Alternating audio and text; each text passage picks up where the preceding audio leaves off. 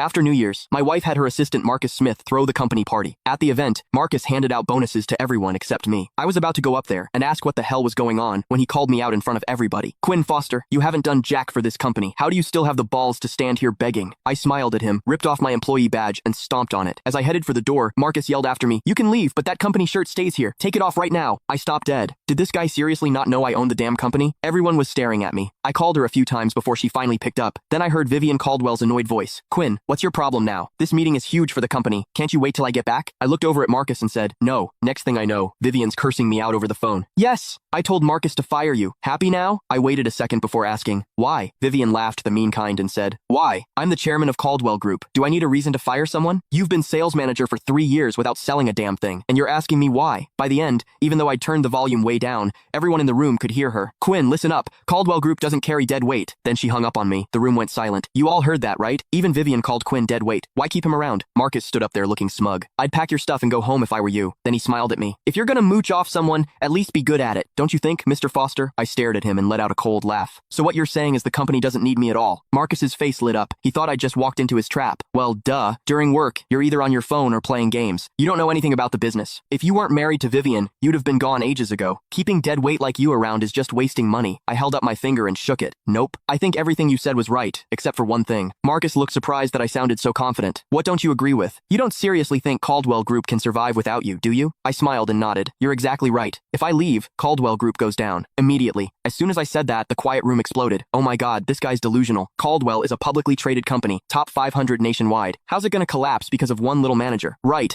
This guy just rides on being the chairman's husband. He's been lazy for 3 years, doing nothing but collecting a paycheck. He's disgusting. How do people like this even exist? Pretty boy freeloader just dropped dead already. The trash talk got louder and louder, but I didn't care, because every word I said was true. Caldwell Group went from a tiny nobody company 3 years ago to a publicly traded corporation with over 10,000 employees, and that was all me. Or really, the connections I brought. It had nothing to do with Vivian. Back then, Caldwell Group's founder, Gregory Caldwell, flew all the way from Boston to New York just to beg me to marry his granddaughter, and he had a marriage contract with him. It did have my grandfather's signature on it. I was young and didn't know what love was. I figured if Grandpa set it up this way, he had his reasons. But I never thought that after building Caldwell Group into what it is today, they'd turn around and call me dead weight. That pissed me off. Right then, I decided to confront Gregory Caldwell face to face and ask him straight up if the Caldwell family was planning to screw me over. If he kept Vivian as chairman, I'd have no problem sending the Caldwell family right back to where they were 3 years ago. Wait, just as I turned to leave, Marcus called out, "You're just gonna walk out like that?" I slowly turned back around. "What? You gonna invite me to stay for dinner?" Marcus stared at me with this nasty grin before saying,